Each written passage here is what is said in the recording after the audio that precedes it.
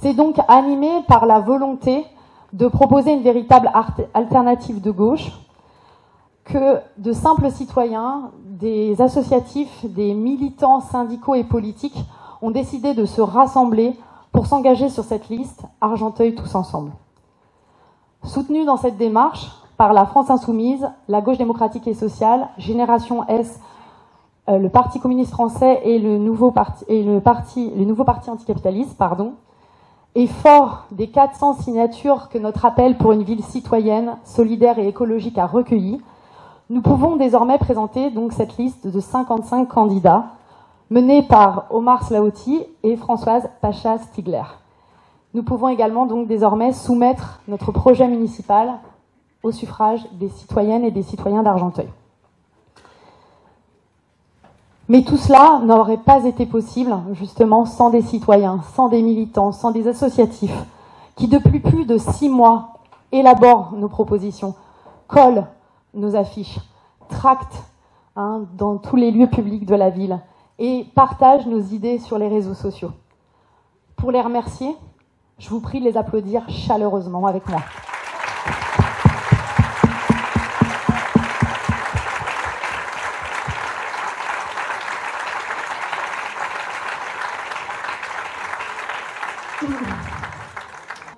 En effet, contrairement à d'autres, ils n'ont pas attendu la campagne électorale pour être sur le terrain, pour être dans les quartiers, dans les associations avec les Argenteuillaises et les Argenteuillais. Et plus généralement, aux côtés de tous ceux qui ont besoin de défendre leurs droits. Parents d'élèves, lycéens, étudiants, salariés, patients des centres de santé, sans-papiers, roms, et j'en oublie tant et tant. Ce soir, avec ces citoyens, ces militants et ces associatifs, nous avons le plaisir d'accueillir des personnalités politiques qui nous ont fait l'amitié de quitter leurs obligations, de quitter leur travail pour venir nous soutenir.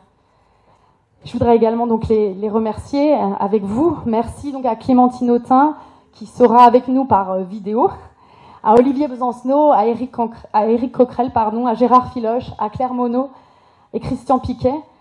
Vicage Dorasso est excusé car il est encore sur la campagne municipale donc parisienne.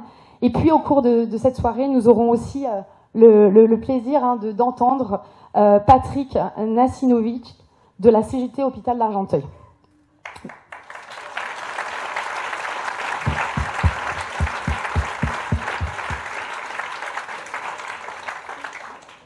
Et maintenant, écoutons Gérard Filoche, le fondateur du Parti de la Gauche démocratique et sociale. Je suis flatté et content d'être parmi vous ce soir. J'ai entendu que tu disais une liste de vraies alternatives de gauche. Ça suffit à mon bonheur et à ma mobilisation. D'abord, je fais des réunions, je reviens de Lyon, Perpignan, j'étais à Clamart, à Saint-Ouen. Il y a des listes comme la vôtre et c'est un vrai espoir de voir ça en même temps qu'on a la bataille sur les retraites. Alors, je dis que je défends le bonheur dans les communes et que je défends les bonheurs pour la retraite. Et dans les deux cas, je défends ça contre des oiseaux de malheur qui sont au pouvoir, et aussi bien au pays que dans les communes, et qui nous volent du mal. Alors le bonheur dans les communes, dans ma culture à moi, la commune, c'est quand même la base. Il y en a 36 000 en France.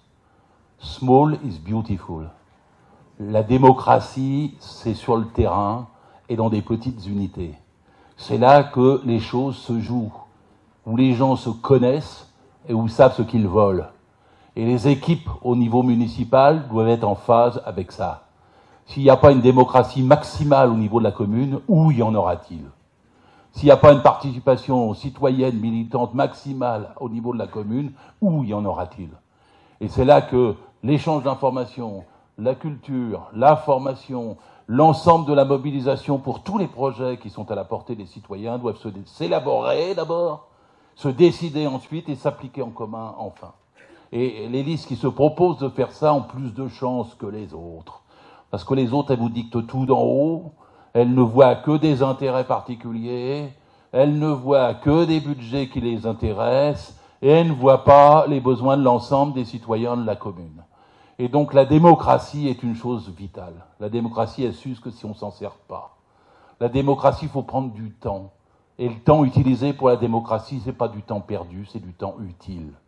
La démocratie, c'est de faire que chaque citoyen s'implique et ait la possibilité de s'exprimer. Participer, pas au sens administratif du terme, mais au sens humain du terme. et qu'ils puissent s'engager dans les choix qui sont ceux pour le transport, ceux pour la santé, ceux pour l'école, là où il vit sur place. Et s'il le fait, le citoyen, si on le fait collectivement, alors on peut peser pour empêcher ceux d'en dessus de faire du malheur.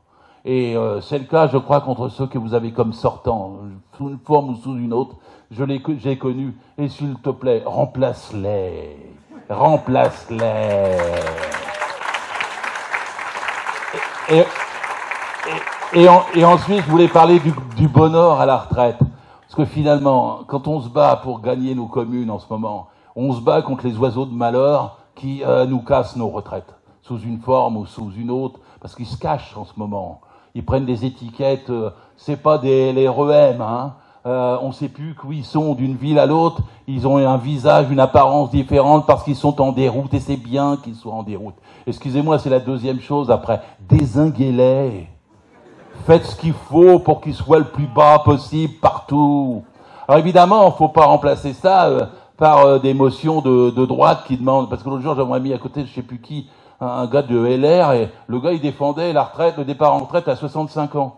Il faisait une motion de censure contre Philippe qui, lui, voulait qu'on parte à 64, si j'ai bien compris.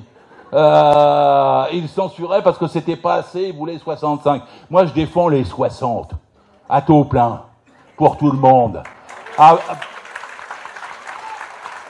Basé sur les salaires, basé sur les prix, et avec un salaire minimum. Personne à la retraite ne doit avoir moins que le SMIC. Parce que quand on commence sa retraite, le prix du gaz, il diminue pas. Le prix de l'eau, il diminue pas. Le prix du téléphone, il diminue pas. Le loyer, il diminue pas. Le prix du train, il diminue pas. Alors pourquoi aurions-nous moins que le SMIC, puisque c'est le salaire de base, et pourquoi ne concevrions-nous pas nos retraites comme un salaire continué? Oui, c'est un salaire continué. Oui, c'est pour vivre. Si on vit plus longtemps, c'est pour en profiter plus longtemps. Si on vit plus longtemps, c'est parce qu'on a à la retraite à 60 ans.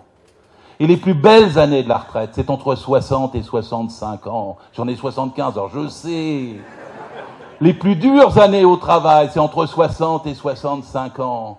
Et ils veulent nous mettre en retraite après même l'âge de l'espérance de vie en bonne santé. Ils veulent nous conduire au tombeau direct.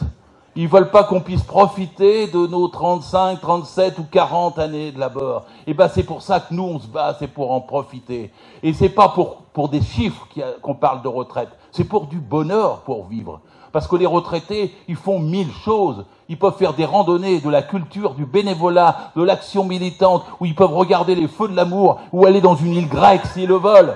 Ils font ce qu'ils veulent, mais ils sont en même temps actifs dans le cadre de la société. C'est pas une vie en déclin, c'est une vie active. Et pour qu'elle soit active, il faut un niveau tôt pour partir, et il faut un niveau décent pour vivre.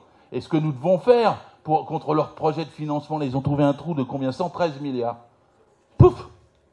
Macron avait dit qu'il n'y avait pas de problème financier pour la retraite. 113 milliards. Ils ont dit ensuite qu'ils ne toucheraient pas au âge de départ. Pouf, ils y touchent. Ils ont dit ensuite qu'ils ne baisseraient pas au niveau. Ils vont le baisser de 25% pour tout le monde. Et tout le monde doit le savoir, parce que ici, vous êtes informés. Mais l'autre jour, il y avait une infirmière, elle me faisait une piqûre, et elle me dit, mais monsieur Filoche, quand même, j'aurais 1000 euros. Je dis, mais vous avez travaillé combien de temps? Ah, elle me dit, quand je serai à l'âge 25 ans. Je dis, vous n'aurez pas 1000 euros. Même ça, vous ne l'aurez pas. Parce qu'on vous le faire sur une carrière entière. Et si vous n'avez pas une carrière entière, vous pouvez toujours courir après pour les avoir. Alors elle me dit, mais quand même, sur 43 ans, et j'étais stupéfait qu'elle me dise ça, mais nous avons donc du travail à faire et des explications à donner. Elle me dit, mais sur 43 ans, c'est meilleur que sur 25 ans? Non. Je lui dis, non, madame, les 25 ans, c'est les 25 meilleures années. Si on vous la calcule sur 43 ans, ça sera les 18 pires années qui comptera. Donc vous baisserez forcément de 20 à 25%. J'étais étonné, cette dame était très, très ouverte, très capable de le comprendre, mais elle avait encore dans les oreilles quelque chose qu'on lui avait dit à la télé, elle avait fermé le réservoir, elle n'avait pas entendu le militant après. Et c'est à nous de faire encore ce travail. Parce que si nous avons déjà 70, je le dis toujours, si on a déjà 70% de l'opinion pour nous soutenir dans les mobilisations, et puis qu'il y a 61% des qui sont pour le retrait, il nous faut encore plus. Il n'y a pas de raison qu'il y ait encore 30 ou 40% qui marchent dans ce projet insensé de casse des retraites.